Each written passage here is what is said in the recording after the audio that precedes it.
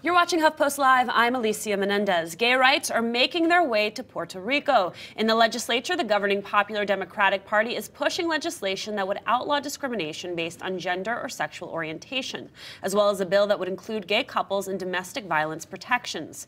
But for every 2 steps forward, there's 1 step back. Despite forward movement in the legislature, last week Puerto Rico's Supreme Court upheld a law barring same-sex couples from adopting children. Joining us to discuss, we have Angel Toledo López. He's a professor of political science at the Sistema Universitario Ana G. Mendez, Dr. Carmen Velez, professor at the University of Puerto Rico, Pedro Julio Serrano, spokesperson for the National Gay and Lesbian Task Force, and Senator Ramón Luis Nieves, senator for the District of San Juan. It's great to see everyone. Pedro, you've been doing this work a long time. Contextualize for people who are less familiar why this is so significant. It is significant because we have been fighting for over 4 decades for LGBT rights in Puerto Rico.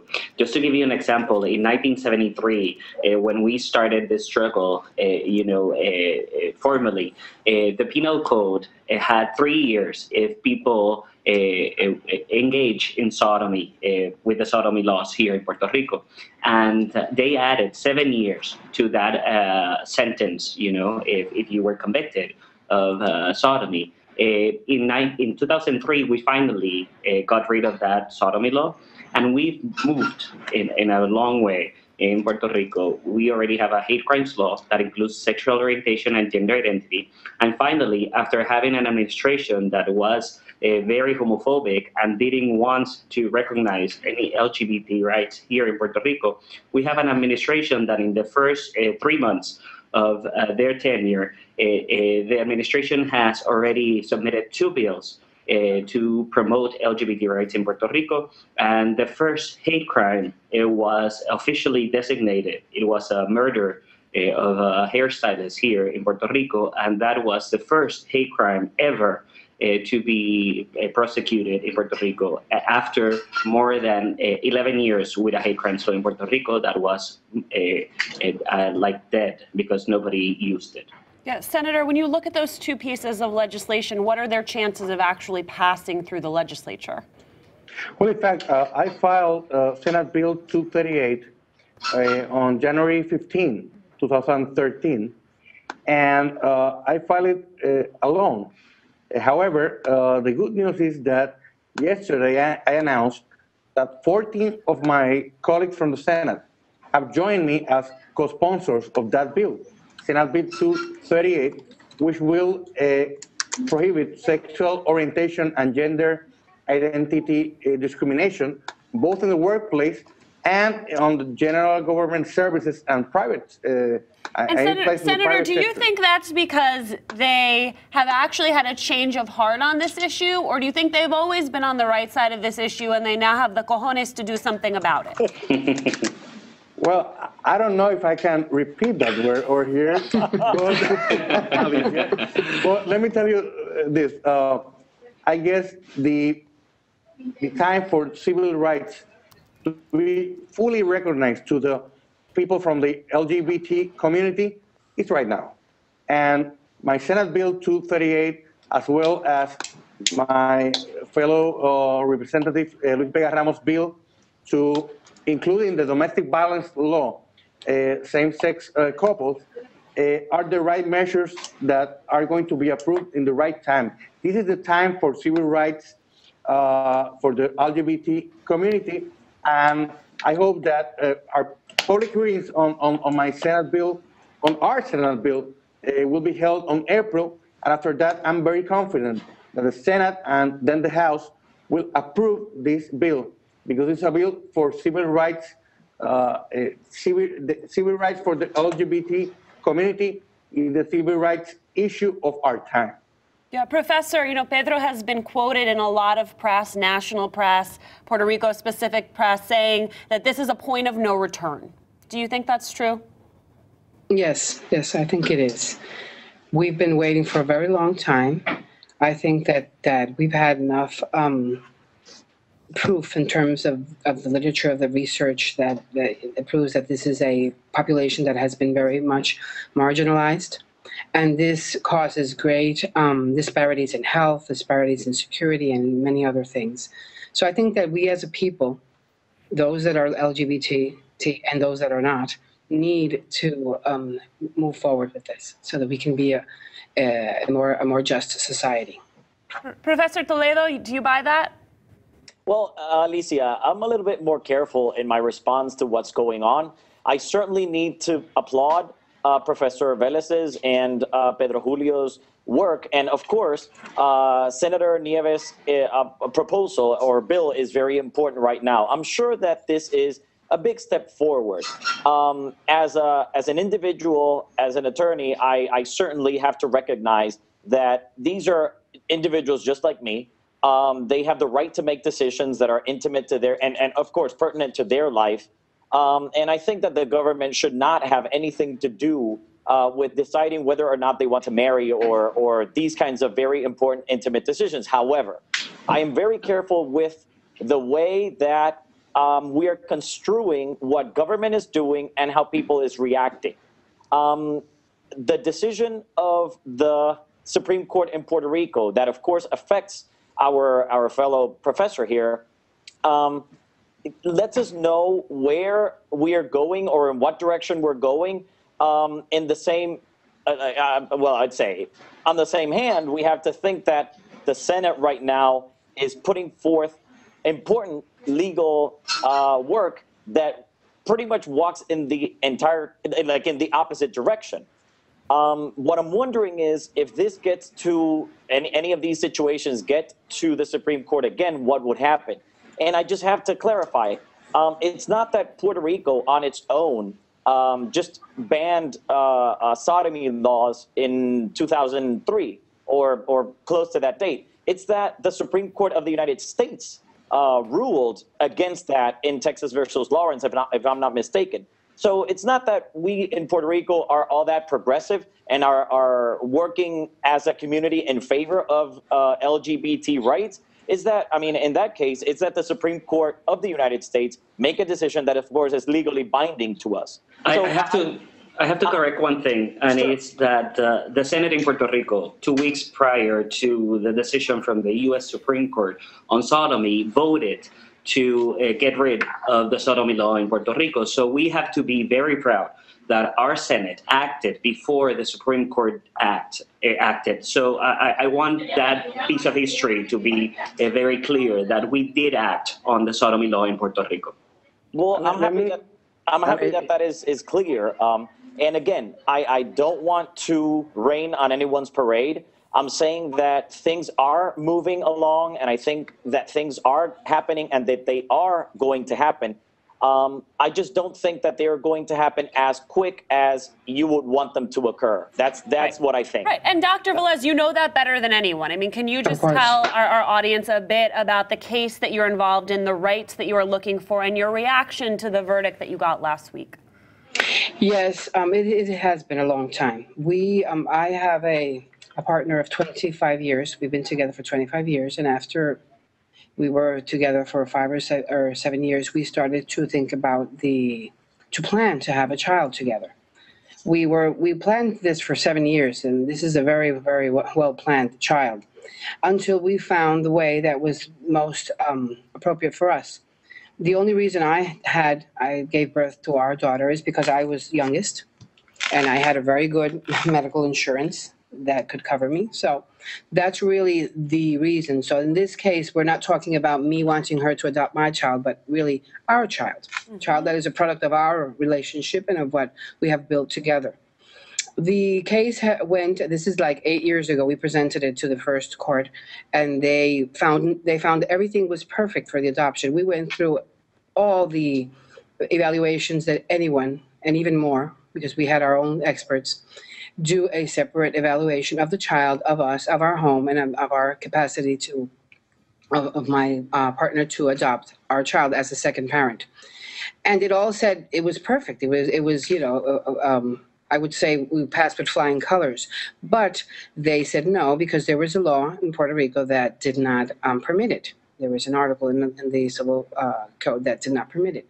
So this is the reason why and we actually had to hear a social worker say, well, everything is fine, but we can't do it because we don't have a law. So, you know, we have social workers making legal decisions in our social space. And so then we went to the appellate court, who sustained the decision of the. You somehow got muted. Let's make sure we unmute you. I lost your sound there for a second, Doctor. Let's just make sure. I hear you now. Go ahead. Okay, it was in the Supreme Court for 3 years, and just recently, they came out with their decision, which, to our surprise, was a lot closer than we thought. The professor Toledo is very right. This is a conservative country, and there still is a lot of resistance. Although I believe that things are changing a lot, but there is a lot of resistance. So we expected a decision that was going to be a lot further from what we wanted, but it was 5-4. So we are sending a reconsideration that we will send. It'll be sent tomorrow to the Supreme Court to see if they will reconsider, because all we need is one of those 5 people to come on our side, you know, and look at what is the center of this, which is the best interest of our child.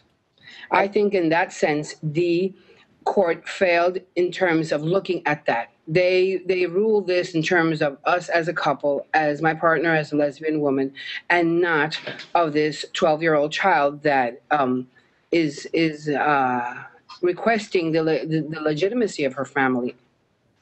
Alicia, and her own civil rights. If I can interject very quickly, in this case, I totally agree with Dr. Vélez. And we have to see what's really going on, and not just the political culture, not the culture, but also the political culture in Puerto Rico. And in this case, I'm sure that Senator Nieves is putting forth very important legislation. But of course, I'm sure that of course he can answer. I'm sure that he's thinking in the back of his mind if this is going to have any political costs. I mean, because of course you need to do these things considering that there is a big religious electorate, that there is, of course, a very active religious population in Puerto Rico, and that, of course, their first step is going to be to let them know that they're going to be very active in their churches, no matter what religion it is, letting the members of their churches know that they should vote against these senators or representatives. So let me answer right now. Sure. If there is any political cost, it will be my cross to bear. Yeah, I know. However, and I'm happy for that. Let me tell you that I'm very confident, because I was a candidate for the Senate in San Juan, our nation's capital, because Puerto Rico is a nation. And in our nation's capital, we had a very big support from the LGBT community that both supported me as a candidate and Mayor Carmen Cruz also. So we have a big support from the LGBT community. And I'm very confident that in 3 years from now, the people from Puerto Rico, the people from my district of San Juan, Guaynabo and Aguas Buenas, we recognize that my efforts to expand civil rights in Puerto Rico, it's a good effort. It's a good effort that will help to create a less violent society, society based on respect for everyone's individuality. So I'm very confident that if there will be any political cost, it will be, I'll carry that cross. Right, but to your point, but to Angel's point, I mean, there is a political liability here. Maybe not in your district, but there is. You said yourself, all of a sudden you have 13 people who want to co-sponsor a piece of legislation. 14. Where just recently you were the cheese standing alone. So something has shifted, Pedro, and I would love to hear from you. I mean, is this a case of the government leading and informing culture, or is this a case of culture informing what the government's doing?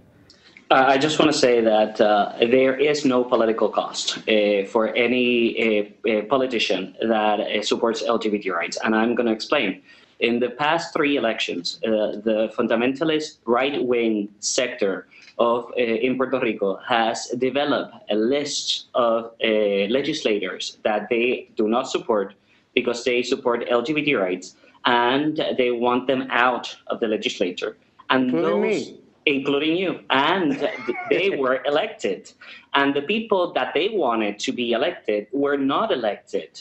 So there is not a political cost. The Puerto Rican people do not vote in terms of their religion, in terms of their sexual orientation, in terms of any of those characteristics. So I just want to make that clear. And this is a case of culture informing the government, because the Puerto Rican people are respectful, solidarious, loving, inclusive, and it's a society that has always been welcoming of LGBT people. And because of that public support that has been very visible in the last few decades, is why the government now knows that there's no political cost in doing the right thing of advancing human rights for LGBT people in Puerto Rico.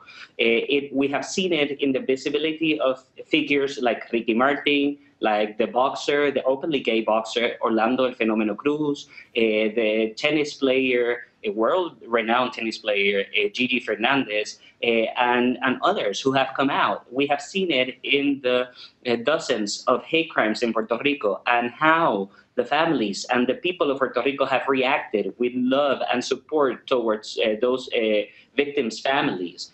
So I think that the Puerto Rican people are ready to finally give equal rights to the LGBT people. Pedro, I love the vision that you set forward. I am slightly skeptical, however, that it is quite as optimistic as you portray. You know, we have a bunch of photos from some protests that happened just last month. Hundreds of thousands of people, you know, protesting this idea of marriage equality. So clearly there are factions largely driven by the Catholic Church that are not behind your vision of a free, just, and equal Puerto Rico. Yeah, definitely. For a moment? Sure. I got the 14 sponsors of the bill after that march. I guess that says a lot. And it does say a lot, and I just want to interject very briefly.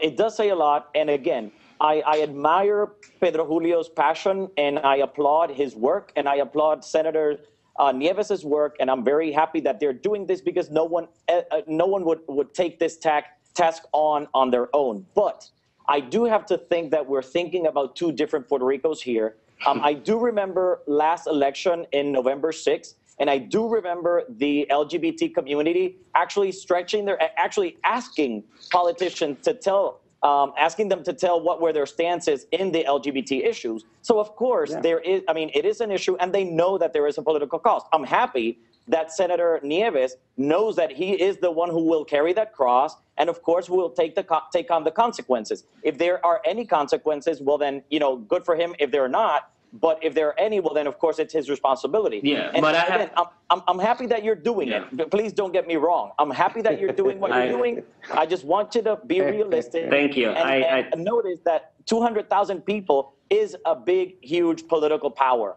I do understand your point, but I have to say that they're right. No, Not to say that they're right. But then again, I have to interject because sure. Go ahead. These people were led to that march by deceit and by lying. By whatever, but they went. Let me speak, and then you can respond. They went to that march because they told them that they were going to defend the family, and they were there because the leaders wanted them there to send a message that Puerto Rico would not accept LGBT rights. They were lied to, and they were brought there by deceit. So those people, if they had known what was the real purpose of that march, many of them, I assure you, would not have gone. That's the first thing. The second thing is that we have the evidence that the list that the right-wing sector put forth to oppose those who were in favor of LGBT rights and lost, you know, they lost on that list, and those who supported a more intrusion of the church in the state affairs didn't get elected. So the right thing is one of them is Ramón Luis Nieves. He was on a list and he was overwhelmingly elected. And not only that, but the 5 parties that put forth in the last election LGBT rights as part of the campaign promises, and not only that, but the same week that the Supreme Court acted against LGBT rights in Puerto Rico, the same week that 200,000 people marched in the capital, in front of the capital of Puerto Rico, the governor of Puerto Rico put forth an executive order giving the health plan benefit to same-sex couples of the public employees. So that tells you that there is not a political cause when you go out and favor LGBT rights. We can measure that in 4 years, not now. You'll see. And I think, though, there's also, listen, there's a cultural question here. Clearly, things are moving in the right direction in the legislature. But the last time, Professor Toledo and I were together, we were talking about La Comay and the things that La Comay was able to say on television. And now we know there have been consequences. They threatened to pre-tape his show. He walked on the contract. But I think to act as though this is a friendly and open place for the LGBT community is to miss the mark a little bit culturally, even if that aspirationally, Pedro, is where you and I want things to go and where we want them to be. It seems ingenuous to me to act as though right now Puerto Rico is a safe and welcoming place. I mean, Dr. Velez can't have her partner adopt her baby. That doesn't say open and welcoming to me. No, definitely. I want to say that there is truth to that. And I know because we've had 30 murders of LGBT people in the last 3 years. We've had dozens of attacks of LGBT people that are survivors of that violence. We have institutionalized homophobia from the courts, from the government, from the religious institutions, from the schools. We have bullying in our schools and cyberbullying. We have a homophobic program, was a #1 TV show, and that was canceled because of pressure, mostly from the LGBT community and from other sectors that said enough. So yes, there is violence, there is homophobia in Puerto Rico, but above all that, we are seeing progress in favor of LGBT rights. I'm not gonna, como like we say in Spanish, I'm not gonna put my hand and cover the whole ceiling, heaven, the sky. I know that there's violence and there's homophobia, but Puerto Rico is a welcoming place. And as we move forward toward inclusion of LGBT people, we've seen strides, huge strides, without resources, because the LGBT community does not have resources like in other places of the world. And we are, right now, we have a bill put forward by Senator Ramón Luis Nieves that has 15 co-sponsors, and there are 27 senators. That tells you something of where we are. Yeah, I want to... Let me add something, please, briefly.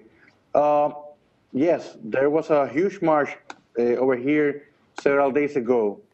After that march, I got 14 of my colleagues to co-sponsor the bill. And you know what? There were huge marches, huge demonstrations in the white controlled South of the United States in the 1960s. And you know what? Civil rights legislation passed. That's what happens because there's an evolution in our society that has to happen, and it will happen in the political field. One positive aspect of the unfortunate case that Professor Vélez had regarding same-sex adoption before the Supreme Court is that the Supreme Court clearly stated that we have to take this issue to the legislature. So you know what? The issue is right here, and we're going to pass legislation regarding the equal rights of the LGBT community. That will happen. Yeah, Dr. Velez, I want to read you this. I want to read you this comment coming in from our community. This is from Javier Santana, who says, I grew up in a neighborhood with a heavy Puerto Rican influence and knew several LGBT Puerto Ricans that would tell you right away they would never go back to Puerto Rico as out. How long do you think it is before those people feel like, okay, I can be me, I can be out in Puerto Rico, before you feel like you and your partner can be truly out and out with your child? Oh, we are out with our child. We've always Do you feel safe, though? The day we decided to have a child, we knew we had to be out. So there's no choice there. But I have to agree to the fact that it has been a long way. It has been difficult at times. But in the last years, I must say that much progress has been made. We have a long ways to go, and we will probably get we will probably be able to do this by other means before we do it through the courts. But there's one thing that I want to say, and I really want to make this clear. Our daughter is our daughter. She is not my daughter. She is the daughter of this relationship of 25 years. She's not, I did not bring her from another relationship. This is not a child that we are adopting, which are all perfectly legitimate ways to make a family. But this is not the case. And it's true that the legislature has a, I would say, the mission to change our reality and the power. And and some people like Honorable Nieves is doing it. But the courts can also. They are totally equipped and responsible to decide in the best interest of the child. What we're talking about in our case is not even about LGBT rights, although it is, but it's about our child. It's about the right of every single child in this country that is born, and it is supposed to be an equal as a citizen, to have the same rights. My child cannot even write her last name. And to us, this is a big deal. In our culture, having your two last names is fundamental. Mm-hmm. We were lucky enough to have someone tell us, well, you're going to use her last name as a name. So when we registered her, my partner's last name appears as her name. So she's always used her. But it is not her last name legitimately. And although you may think it's something simple, it is not. We have a child that is beside the rest of the kids in this country, and she's not alone. There are many other. I think that it depends. My answer to your question is it depends. There are some places in Puerto Rico where it's perfectly safe to be out there. There are some places where you can't. There are some places. I work for the University of Puerto Rico. My partner and my child are in my health insurance for the past, I don't know, maybe 10 years. Because it's been a long time since we've had this. We have anti-discrimination laws here. And I'm not saying they don't discriminate, but we can defend ourselves. So here in the University of Puerto Rico, we can have the pictures of our partners, of our families, and not have anyone harass us without any consequences. Although that is not the truth in other parts of Puerto Rico. In other parts of Puerto Rico, people can be fired from their jobs, not hired, and many other things. They can be harassed. They can be harmed in many ways. So I think that it's more complex. There's not just one Puerto Rico. There is a Puerto Rico that depends on who you are and where you live and what is your social network. And Alicia, I want to say, as a person who twice has had to deal with attempts against his life. One of them, they cut the brake cables of my car. And the second one, 4 gunmen tried to kill me in the middle of a road. And right now I'm dealing with death threats against myself that are being investigated by police. I'm going back to Puerto Rico next year to live in my country. And I say this because we cannot live in fear. I know there are folks who would turn to violence in order to silence and invisibilize who we are as LGBT people. But we cannot live in fear. We need to rescue our Puerto Rico and say that we are, as Puerto Ricans, as straight people are, and that this is our country too. So to answer your question, I'm going back to Puerto Rico next year. All right, I can't think of a better last word to end on, Pedro. Thank you so much. Thank you, Professor Toledo. Thank you, Dr. Vélez, for sharing your story. And thank you, Senator Nieves, for making the time to join this conversation. It continues here at HuffPost Live.